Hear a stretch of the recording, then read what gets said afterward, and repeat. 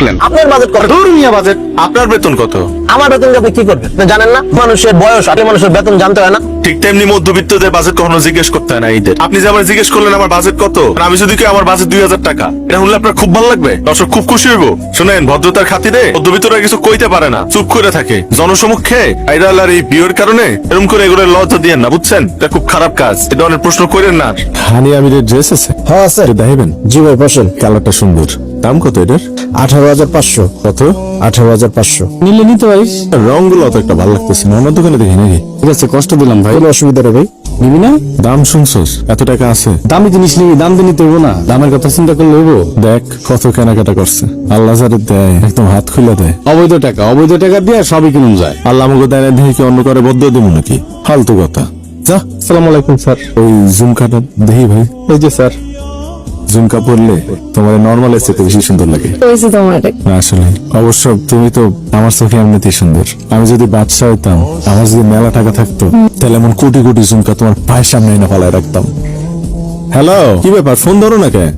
Hello, hello, আমি যে ঝুমকা কিনতে আসছি। কোন কালারটা কিনবো? গোল্ডেনটা না সিলভারটা? Golden colour. গোল্ডেন না?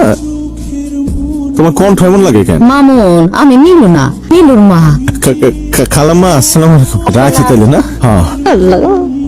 আম্মা আম্মা তোমার পায়ে ধরতেছি আম্মা, বাড়ি কিছু কইও না। ঠিক আছে, কমু না। আম্মা কইও না। কইও না, আম্মা আমার মায়ের ফেলবো। আম্মা কইলাম তো কমু না। সে কত কষ্ট দিতে আমার সাথে। কিসে? ফোন দিছিলাম নীলুরে, ধরছে ওর মা। সাবাস, ভালো হয়েছে। এবার বাড়িতে যাওয়ার সময় মিছিল হয়ে যাবি। ভালো হয়েছে না খারাপ হয়েছে এটাই তো বুঝতে পারতেছি না। কি কস? এতদিন তো জানাতে পারস নাই। যে কোনো কারণে জানছে, তোর রাস্তা ক্লিয়ার না। এখানেই তো আমার ভয়। ভয় পেলে ভয়, আর সাহস করলে ছয়। জিনিসটা বুঝিস না কেন? এনে এটা কি? হানি আমার ড্রেস। তুই তো ভাগ্যবান, তোর একটা বোন আছে। আমার কি বোন আছে? আমার বোন থাকলে আমি দিতাম না? তোর বোন কি আমার বোন না? নে, না, আমার পক্ষ থেকে আমার বোন আমি দিলাম। নে। বলে তো আপু কেনাকাটা কেমন করলেন? এমন না, কেন, জিনিসপত্রের দাম কি খুব বেশি? জিনিসপত্রের দাম ঠিকঠাক, এবার আমার বাজেটটা একটু কম। আপনার বাজেট কম কেন? কারণ আমার বয়ফ্রেন্ড এবার আমাকে অনেক কম বাজেট দিয়েছে, ওর বিজনেসে একটু লস যাচ্ছে। তো ভাই আপনাকে কত বাজেট দিছে এটা একটু বলুন। মাত্র 2 লাখ। 2 লাখ টাকা বলে কম? আর আমরা 20,000 টাকা দিয়ে আরামসে সংসার চালাই। যার আছে আর কাছে এটা কমই। এবার আপনাদের বাজেট কেমন? আনলিমিটেড। মানে হাজবেন্ডের টাকা জিনিস কিনবো, এতে আবার লিমিট কিসের? আপনার হাজবেন্ডের জন্য কি কিনলেন? কিছুই কিনিনি, আমার জন্য কিনেছি। আমি খুশি মানে হাজবেন্ড খুশি। তা ঠিক। থ্যাংক ইউ আপনাকে। ভাই ভাই ভাই, এবার এটা কি কিনলেন? তেমন কিছু না। ঠিক আছে ভাই, যাই। ভাই ভাই, দুইটা কথা বলে যান, আইক চলতেছে। আমার তেমন কিছু বলার নাই। বাজেট সম্বন্ধে কিছু বলেন। দাম কত জিনিসপত্রের? কিছু মানুষের কাছে জিনিসপত্রের দাম পানির মতো, মানুষের কাছে আবার অনেক পাহাড় সমান। আপনার বাজেট কত? আমার তো তেমন কোনো বাজেট নাই। আমার বাজেট শুনে আপনি কি করবেন? বলেন না ভাই, কত টাকা বাজেট রাখছেন এবার? আর আমি একটা মানুষ কইতে চাইতেছেন, আপনি জোর করে হার কাছে জানতে চাইতেছেন। এই ভাই, আপনি আমার মাঝখানে ঢুকলেন কেন? আমরা ঢুকছি, আপনি তো আমাকে ভিতরে ঢুকলেন। আপনার বাজেট কত? ধুর মিয়া বাজেট। আপনার বেতন কত?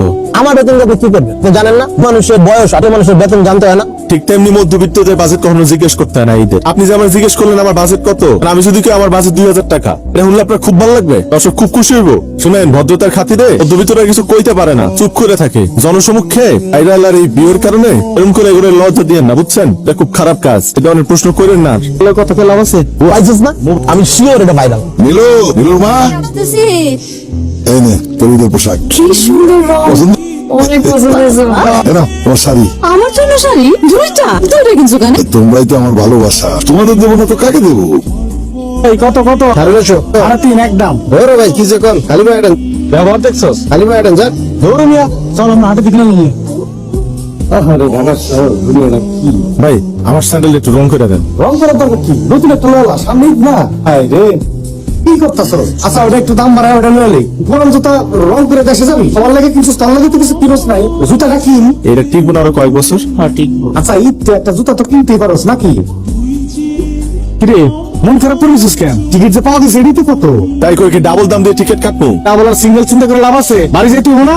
ওই যে আমার বাসায় পড়ছে, থাক তাহলে তুই। হ্যাঁ, দোস সাবধানে যাইস, গিয়ে আমাকে জানাইস। আমার মা এডি কয়, কোন জায়গায় যাইতে গেলেই কয় সাবধানে যাইস, কোনো ফোন দিস বলিস না। ঠিক আছে আম্মা, যা আপনার জানা মনে।